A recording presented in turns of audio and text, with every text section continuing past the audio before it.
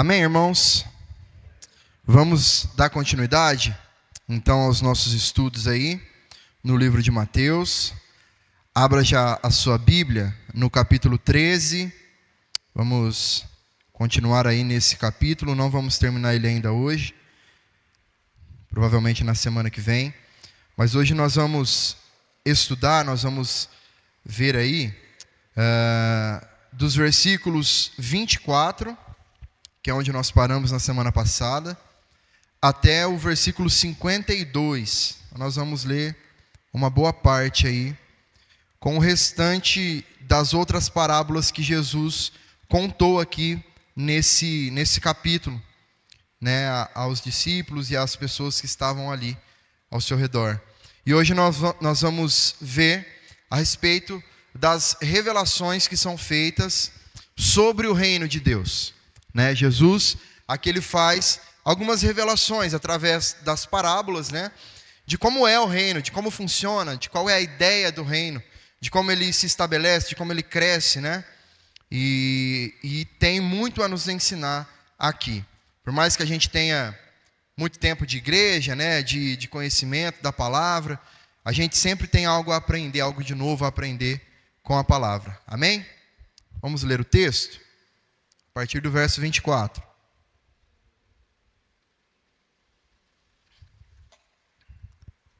Diz assim: Jesus lhes propôs outra parábola, dizendo: o reino dos céus é semelhante a um homem que semeou boa semente em seu campo. Mas enquanto todos estavam dormindo, veio o inimigo dele, semeou o joio no meio do trigo e foi embora. E quando as plantas cresceram e produziram fruto, apareceu também o joio. Então os servos do dono da casa chegaram e disseram: patrão, o senhor não semeou boa semente no seu campo? De onde então vem o joio? Ele, porém, lhes respondeu: um inimigo fez isso. Mas os servos lhes perguntaram: o senhor quer que a gente vá e arranque o joio? O dono da casa respondeu: não, porque ao separar o joio, vocês poderão arrancar também com ele o trigo. Deixem que cresçam juntos até a colheita. E no tempo da colheita direi aos ceifeiros: ajuntem primeiro o joio e amarrem-no em feixes para ser queimado, mas recolham o trigo no meu celeiro. Jesus lhes propôs outra parábola, dizendo: o reino dos céus é semelhante a um grão de mostarda que um homem pegou e plantou no seu campo.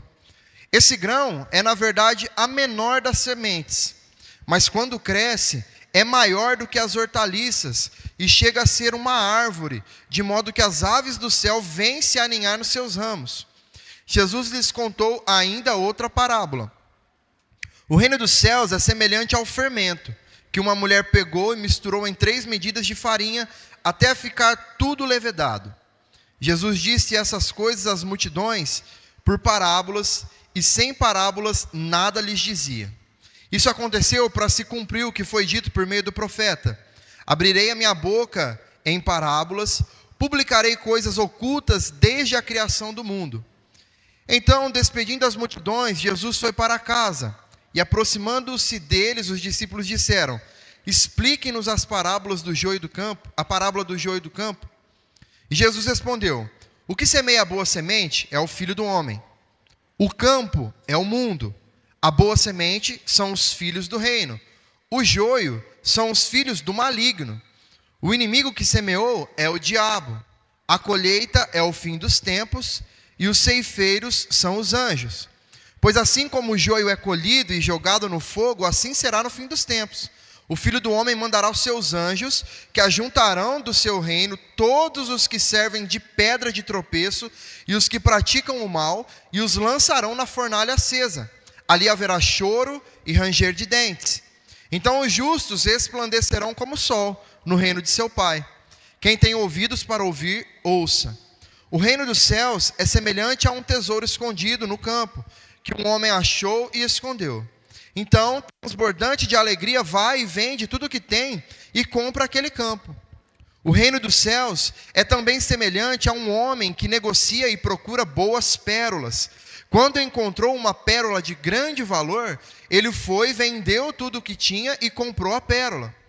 O reino dos céus ainda é semelhante a uma rede que foi lançada ao mar e apanhou peixe de toda espécie. E quando já estava cheia, os pescadores a arrastaram para a praia e, assentados, escolheram os bons para os cestos e jogaram os ruins fora. Assim será no fim dos tempos. Os anjos sairão, separarão os maus dentre os justos e os lançarão na fornalha acesa. Ali haverá choro e ranger de dentes. Então Jesus perguntou: vocês entenderam todas essas coisas? Eles responderam: sim. Então Jesus disse: por isso, todo escriba instruído no reino dos céus é semelhante a um pai de família, que tira do seu depósito coisas novas e coisas velhas. Bom, irmãos, nós vimos aqui várias parábolas, que Jesus conta, mas se nós percebermos, todas elas falam basicamente sobre a mesma coisa. Tem o mesmo contexto, o mesmo conceito, a mesma ideia.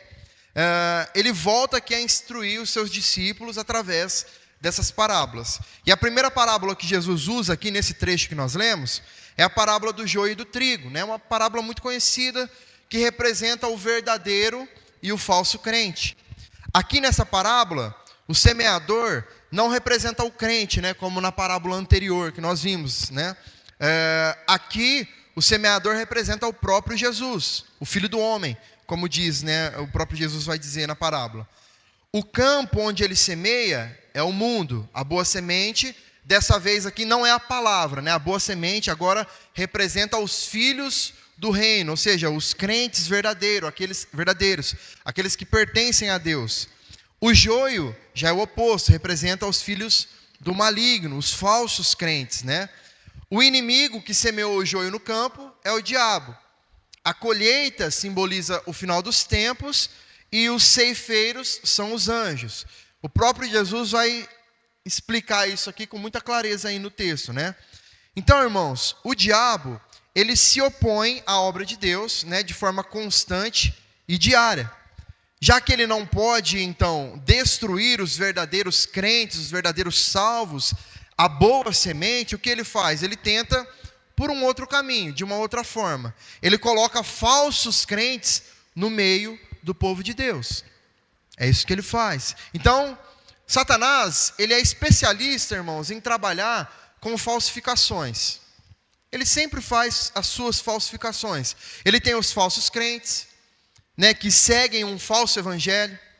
Ele promove uma justiça que é própria dele, que é falsa, que é mentirosa. Ele, inclusive, inspira falsas igrejas, falsas doutrinas. No final dos tempos, que é quando ele vai chegar no seu ápice, ele vai levantar um falso Cristo, ele vai apresentar ao mundo um falso Cristo.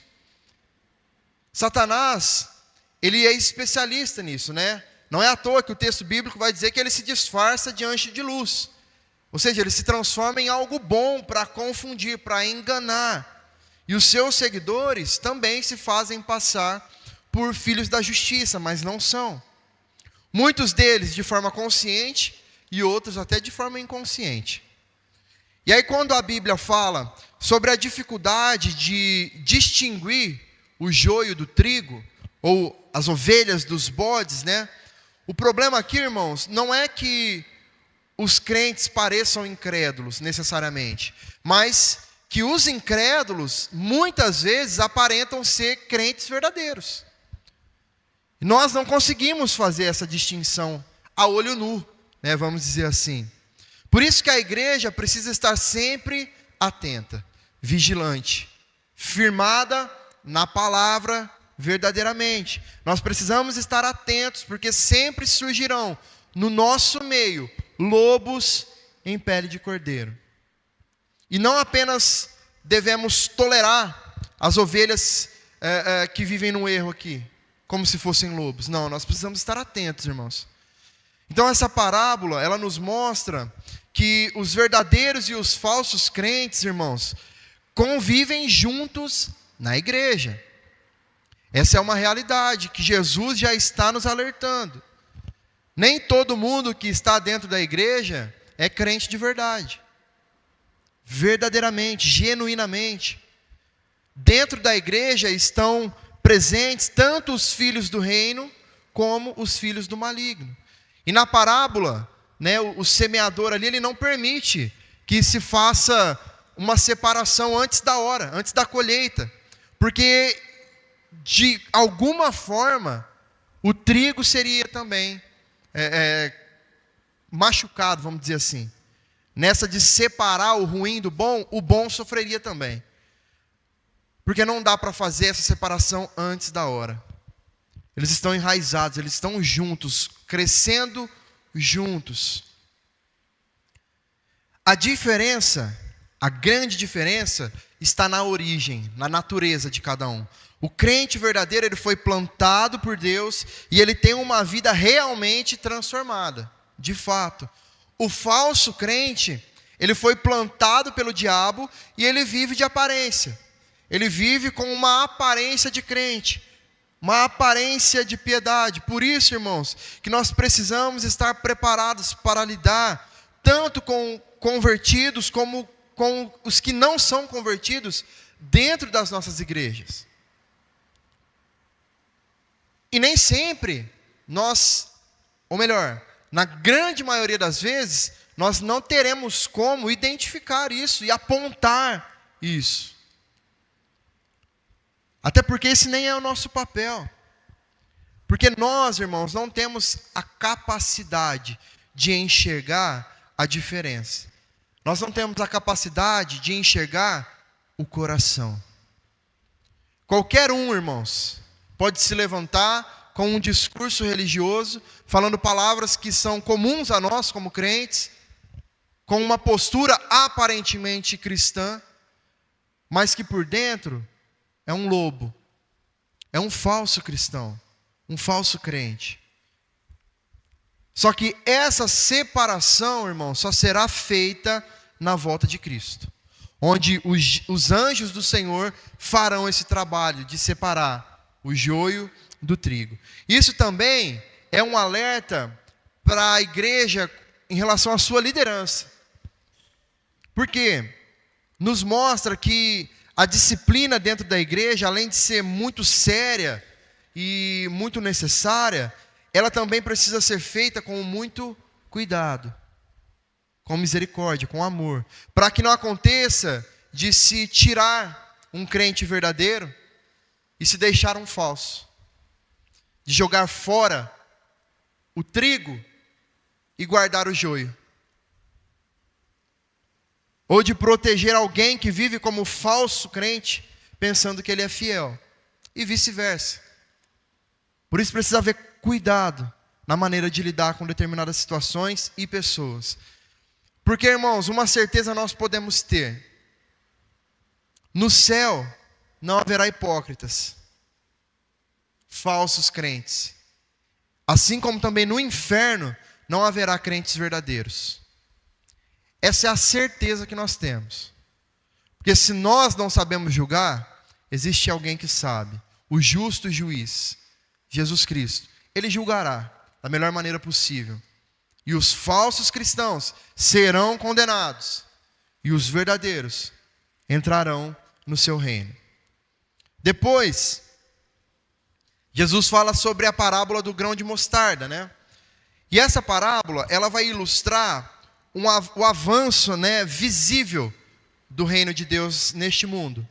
Aquele avanço perceptível, aquele crescimento que nós conseguimos enxergar. E aí ele compara o reino, né, com uma semente de mostarda, que embora seja muito pequena, né, quase imperceptível, ela se torna uma das maiores plantas, das maiores árvores, onde as aves podem vir e fazer ninhos sobre ela, né?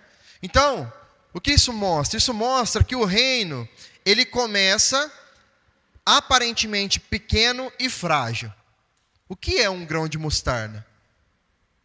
É algo que quase a gente não consegue enxergar, de tão pequeno que é, de tão inofensivo que ele parece ser.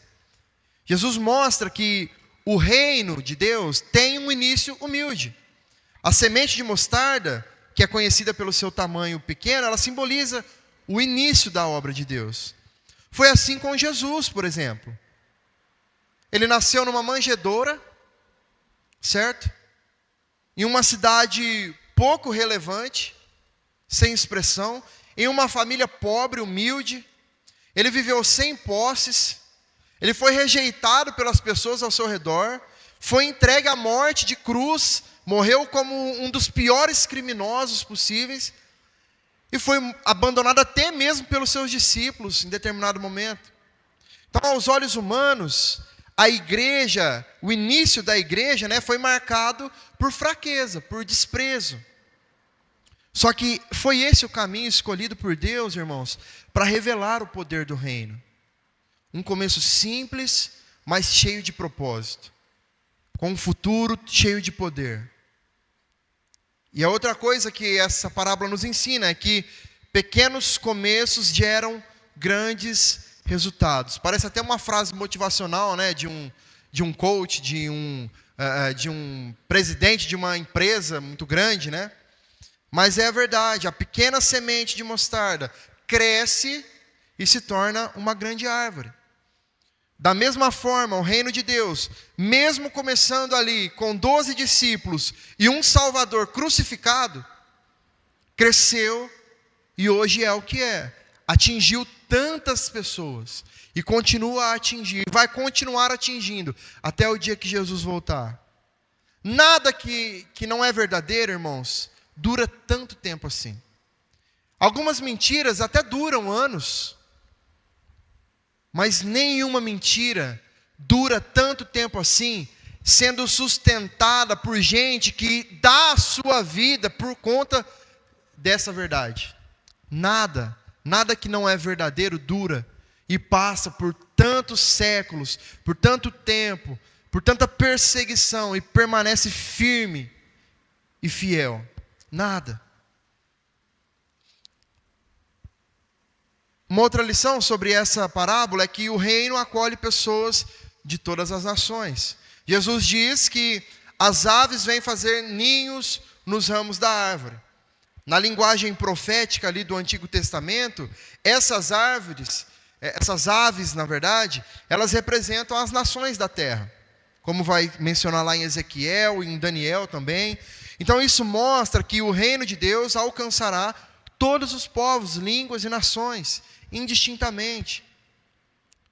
Para você ter uma ideia, irmãos, apenas 40 anos após a ressurreição de Jesus, o Evangelho já havia alcançado os principais centros do Império Romano. E desde então, continua se espalhando, reunindo pessoas de todo o mundo. Isso vai continuar acontecendo para que o rei venha. Depois Jesus vai falar da parábola do fermento, que mostra, agora, ao contrário da parábola do grão de mostarda, que demonstra um crescimento visível, externo, essa parábola do fermento, contada por Jesus nesse momento, vai falar sobre a ação invisível do reino. Aquilo que o reino causa dentro de nós. Jesus mostra que o reino atua como um fermento que é colocado na massa. Ele age silenciosamente, de forma invisível, mas com um poder transformador, um poder salvador. Não existe poder maior do que o poder do Evangelho em nós, irmãos. Não existe. Não existe cargo, não existe posição social, posição jurídica que dê ao homem um poder tão grande quanto o poder da salvação. Porque é o poder da liberdade. É o poder que nos faz livres. Diferente de outras passagens, onde o fermento é símbolo do pecado, ou da corrupção, que acaba consumindo toda a massa, aqui ele representa esse poder silencioso, mas eficaz do Evangelho. Quando a graça de Deus, irmãos, entra em um coração, ela não fica inativa, ela não fica estática, ela é como o fermento colocado na massa. Aquilo vai crescer de alguma forma, vai crescer, pouco a pouco, essa mensagem, esse poder, a ação do Espírito Santo começa a influenciar os nossos sentimentos, os nossos pensamentos, a nossa consciência, os nossos desejos e vontades. E com o tempo, essa obra interior, ela passa a se revelar em uma transformação completa de quem nós somos. E aí o reino passa a crescer de forma visível, porque as nossas ações são diferentes, a nossa fala é diferente, a nossa forma de se comportar é diferente. E é quando o reino começa a crescer. Então, o impacto do evangelho, irmãos, vai para muito além da vida individual. Foi por causa da ação do evangelho que muitas causas sociais importantes surgiram na humanidade. O fim da escravidão, por exemplo, a valorização das mulheres, das crianças, o cuidado para com os idosos, para com os pobres, os menos favorecidos. Isso tudo é princípio bíblico. Incentivo à educação. Por exemplo, a reforma protestante, ela teve uma importância muito grande nisso. Quando ali os monges começaram a passar a incentivar as pessoas a aprenderem, porque até então eles não sabiam a ler. A Bíblia até então só era traduzida em latim, e somente quem tinha acesso ao latim eram os monges, os papas, os padres. Então havia uma ignorância nessa questão. Então até nisso, irmãos, o evangelho influenciou na educação, na arte. Se nós olharmos para a Bíblia, nós vamos ver a música inserida em vários contextos. É arte, a música é arte. A Bíblia nos mostrando o evangelho, o cristianismo, o poder do reino influenciando a sociedade também dessa forma. A ciência. Quando nós somos incentivados a pensar, a ter pensamentos filosóficos, isso é uma ciência que nos leva a entender as questões, a questionar o erro. Então percebe como o poder do reino é muito além, irmãos, do que 4 paredes de uma igreja. Vai para muito além disso. Jesus, ele vem através do seu Espírito e passa a habitar em nós para transformar este mundo, para transformar todas as camadas dessa sociedade, através do nosso testemunho, através da maneira como nós nos comportamos, através do fato de que nós somos diferentes, ou deveríamos ser diferentes deste mundo, porque nós não nos contaminamos com este mundo.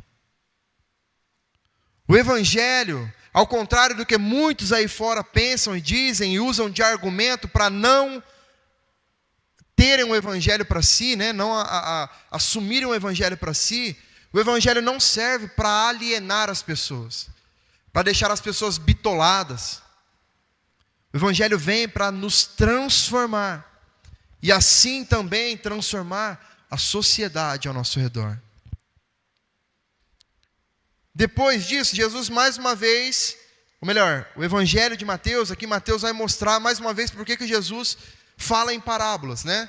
Como nós dissemos lá no estudo anterior, Jesus, ele falava em parábolas ao povo, além de querer ensinar, né? Jesus também fazia isso para não deixar a verdade atingir também as pessoas, para esconder a verdade de algumas pessoas que não queriam, de fato, ouvir as verdades de maneira sincera. Só que ele também fazia isso em cumprimento das Escrituras. Mateus cita o Salmo 78, versículo 2: abrirei os lábios em parábolas e publicarei enigmas dos tempos antigos. É que Mateus vai dizer. Então, para muitos aqui, irmãos, as parábolas, elas eram janelas, né, que revelavam as verdades espirituais mais profundas. Mas para outros, aqueles que rejeitavam a Jesus, elas se tornavam como portas que se fechavam também. E eles não conseguiam entender o que Jesus estava falando.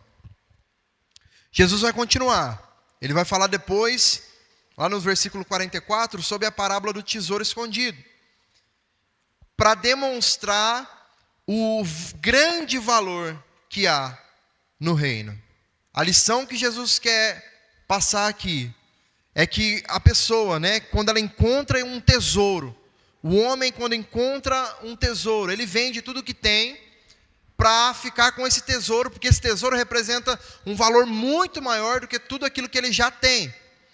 E é isso que Jesus está querendo nos mostrar. O reino de Deus possui um valor incomparável.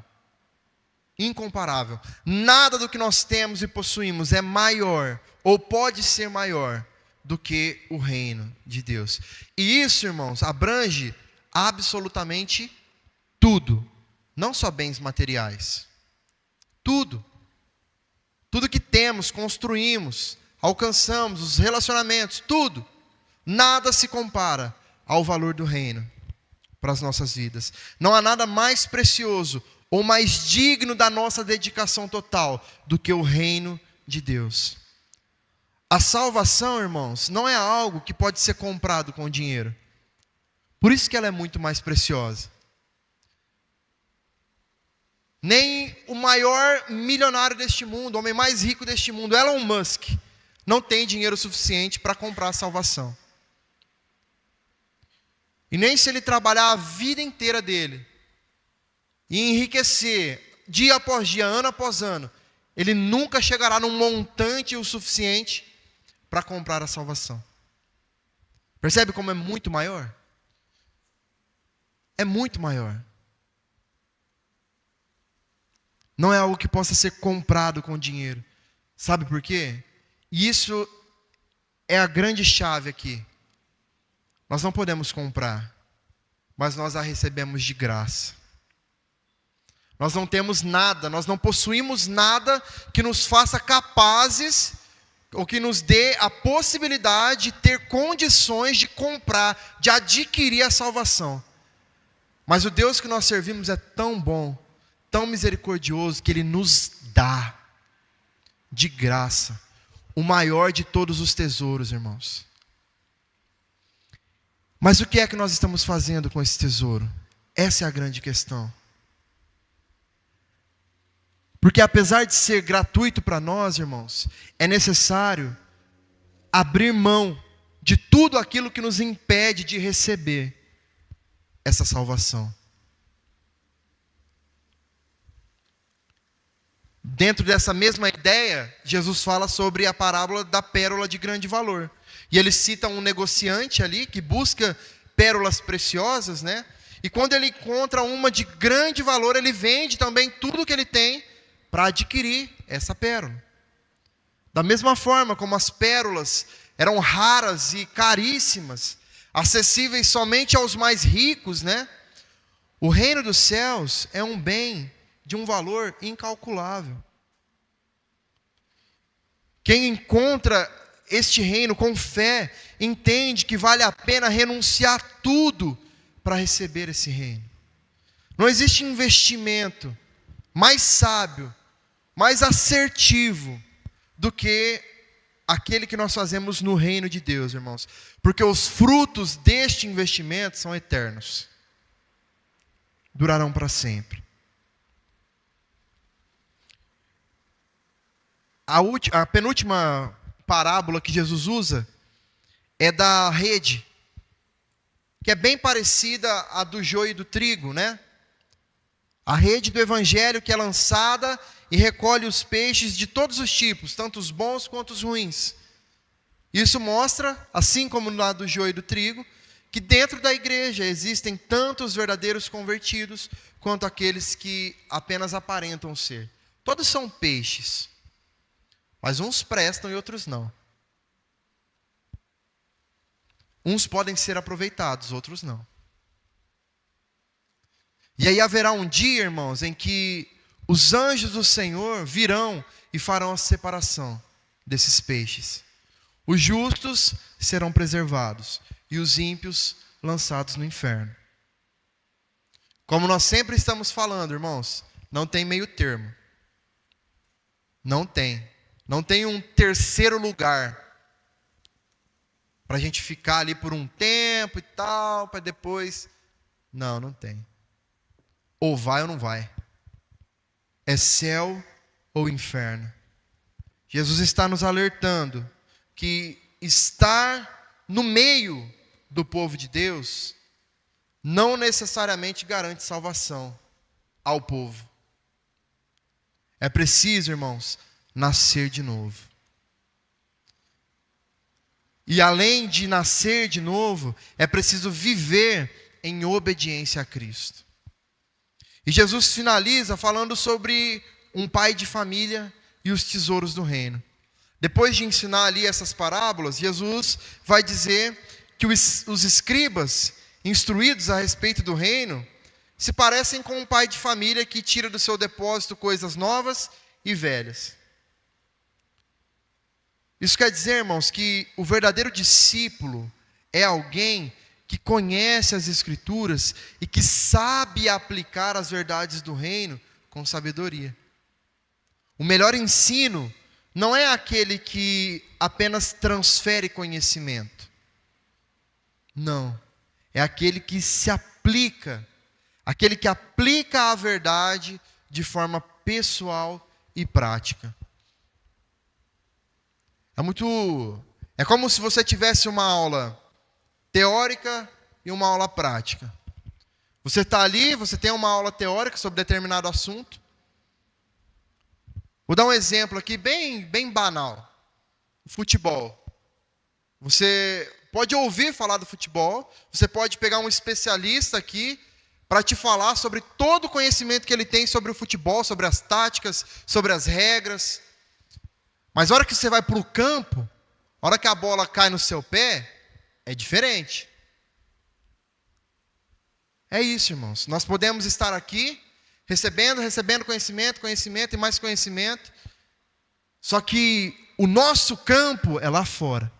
E se nós não pegarmos todas essas informações, nos prepararmos, praticarmos isso tudo que nós ouvimos aqui e colocarmos em prática lá fora no nosso campo, de nada serve. É só conhecimento acumulado. E isso não leva ninguém para o céu. Principalmente aqueles que estão lá fora, que precisam receber dessa mesma verdade que nos alcançou. Então nós temos os tesouros em nossas mãos. Nós já possuímos essa pérola de grande valor. Mas o que nós estamos fazendo com isso que nós temos? 3 aplicações para nós finalizarmos. Em primeiro lugar, irmãos, nós precisamos estar atentos diante do joio no meio do trigo. O alerta dessa parábola aí serve para nos mostrar que nós precisamos discernir com sabedoria, mas com humildade também. Sem cair no erro de julgar de forma precipitada as pessoas, mas também sem ser ingênuos ao ponto de aceitar tudo. Que às vezes nós, como cristãos, como crentes, a gente não aguenta ver alguém falando, em nome de Jesus era certo. Opa, esse é crente. Opa, esse daí é de Deus. Opa, esse daí falou de Deus, esse. Nem sempre, irmãos. Nem sempre. Se a gente vê alguém citar um versículo bíblico, então, nossa. Pronto, esse daí já é salvo. Nem sempre, irmãos. Como nós vimos, o joio cresce junto com o trigo. Eles são muito parecidos, da mesma cor. Talvez a olho nu você não consegue nem enxergar a diferença. Mas não é igual. Aqui, nós somos chamados à maturidade espiritual. Passou da hora, irmãos, de nós assumirmos esse papel de maturidade espiritual. De parar de acreditar em qualquer ladainha que a gente ouve por aí. Em qualquer pessoa que surge se intitulando como profeta, como pregador, como apóstolo. Porque tem milhões de likes na internet, milhões de seguidores, a gente olha como se fosse o novo Jesus. E não é não, irmãos. É gente como a gente, sujeito aos mesmos erros e falhas que nós. Temos que ter sabedoria e humildade. Além disso, nós também, através dessa parábola, somos confrontados com a necessidade de cuidar da pureza do nosso coração. antes de nós olharmos para fora, da maneira como eu estou dizendo, nós precisamos primeiro nos examinar. Olharmos para dentro. Como está a nossa fé? Nós estamos crescendo como trigo ou nós estamos nos escondendo atrás de uma aparência religiosa? Paulo traz uma exortação em 2 Coríntios capítulo 13, versículo 5. Examinem-se para ver se vocês estão na fé. Será que nós não nos perdemos da fé no meio do caminho, no meio da jornada, no meio da caminhada? A verdadeira fé, irmãos, ela não é revelada apenas por palavras, mas por frutos coerentes com uma vida de arrependimento e de santidade. É os frutos que revelam a verdade. E isso vai exigir de nós comprometimento, irmãos. Comprometimento com a pregação fiel da palavra. Comprometimento com a comunhão sincera com a igreja. Comprometimento com a disciplina bíblica verdadeira. Ao mesmo tempo também, comprometimento em cultivar um espírito de graça, de paciência, conscientes de que somente o Senhor conhece os corações. Então, a separação definitiva entre o verdadeiro e o falso será feita por Ele. Nós não estou falando que nós temos que chegar aqui acusando, apontando o dedo na cara das pessoas, necessariamente, chamando de herege e excluindo da nossa convivência. Às vezes as coisas vão ser tão escancaradas que vai dar para fazer isso, tá? Às vezes dá. Tem muitos que, se a gente olhar aí, analisar o tipo de evangelho que prega, o tipo de vida que tem, facilmente você detecta aquilo como um falso crente, como um falso pregador. Mas tem muitos que nós não vamos conseguir detectar. E o nosso papel, irmãos, é de perseverar na fé verdadeira, genuína, sem ceder aos falsos crentes, aos falsos profetas, e manter os nossos olhos em Cristo, porque é Ele quem vai preservar o trigo até o fim para a colheita final. Em segundo lugar, nós precisamos crer no poder transformador e silencioso do reino. É o que nos mostra a parábola do fermento, falando sobre esse agir invisível e silencioso do reino. Nós temos o costume, todo o ser humano, tem o costume de valorizar o imediatismo, o espetáculo, aquilo que é grande, visível, aquilo que chama atenção, o barulho. Só que essa parábola nos lembra que a obra mais poderosa de Deus sempre começa de forma silenciosa, discreta, com uma pequena semente, que parece ser indefesa, mas que causará uma transformação interna absurda, grandiosa. O Evangelho, irmãos, transforma vidas de dentro para fora. Nós, obviamente, somos tocados pelo agir do Espírito e nós somos transformados quase que de forma instantânea, a princípio. Porque quando a palavra toca no nosso coração, o Espírito Santo já faz uma obra transformadora ali e nós passamos a reconhecer que somos pecadores e precisamos da salvação, precisamos do agir de Deus em nós, porque sem Ele nós não conseguimos. Só que essa pequena semente que já causou essa primeira mudança, ela vai começar a crescer dentro de nós. E aí vai começar um processo de santificação nas nossas vidas, de abandono de uma velha vida, de começar a inserir nas nossas rotinas uma nova vida, novas práticas, um novo vocabulário, uma nova forma de se comportar.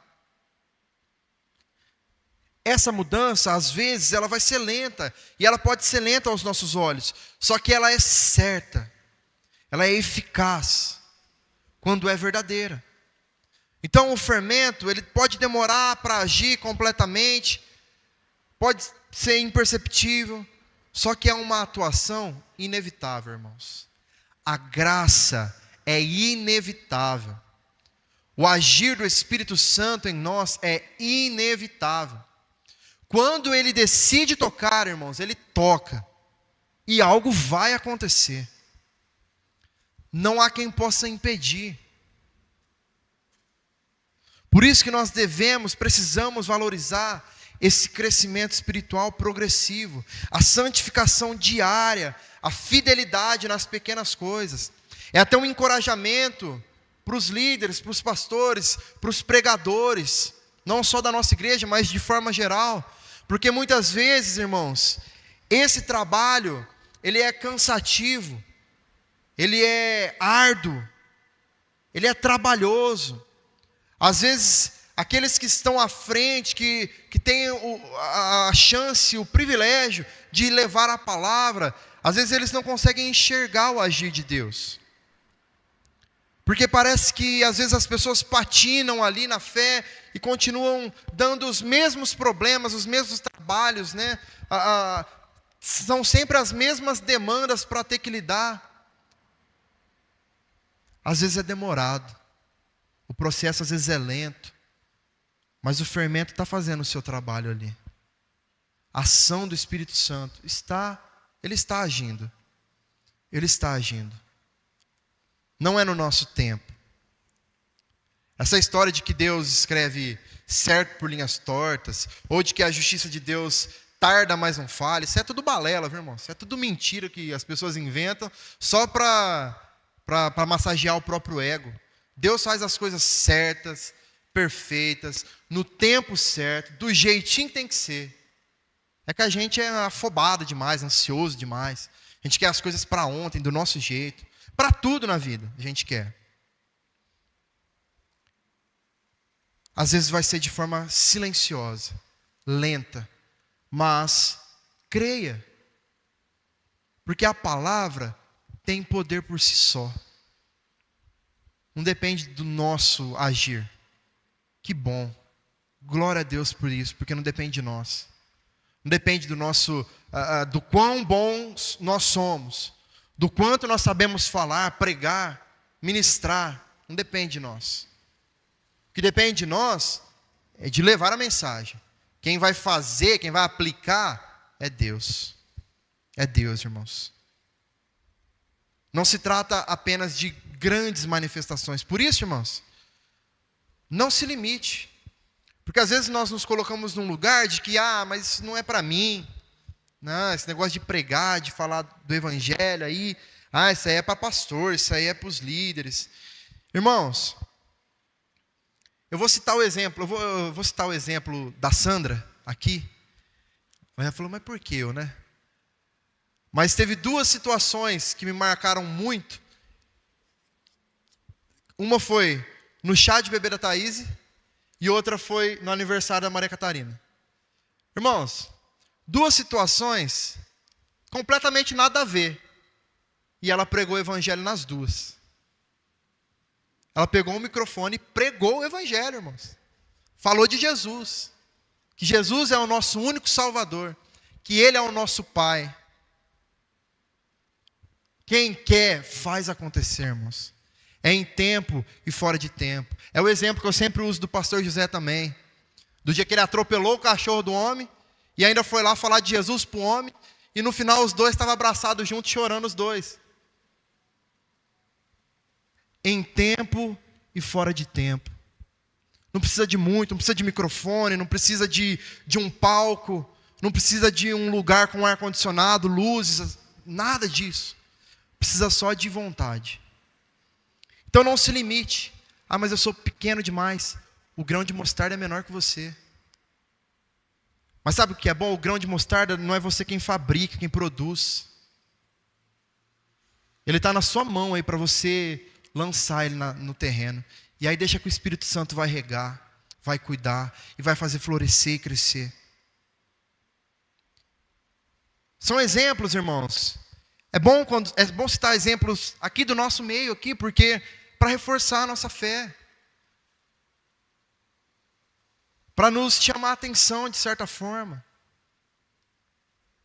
Quem aqui já viu a Sandra pegar o microfone no culto de domingo para pregar? Ela faz algumas ministrações aqui durante os teatros, as programações. Ela faz, mas ela estava ali, ela viu a oportunidade de um monte de não crente. 99% das pessoas que estavam ali não eram crentes. Ou talvez eram de outras religiões. E ela passou o recado. Que isso nos inspire de certa forma, irmãos. Mesmo que nós não sejamos vistos, mesmo que nós não estejamos em evidência, que o nosso testemunho silencioso no nosso trabalho, na nossa escola, no meio dos nossos familiares, sejam como um fermento, moldando o ambiente ao nosso redor, com a graça de Deus, com a presença do Espírito. E por último, cultive a esperança e a perseverança para o crescimento do reino. A parábola do grão de mostarda também vai nos lembrar que o reino de Deus, mesmo que comece pequeno, ele está destinado a crescer. Você entende isso? Não é que ele pode crescer, é que ele vai crescer.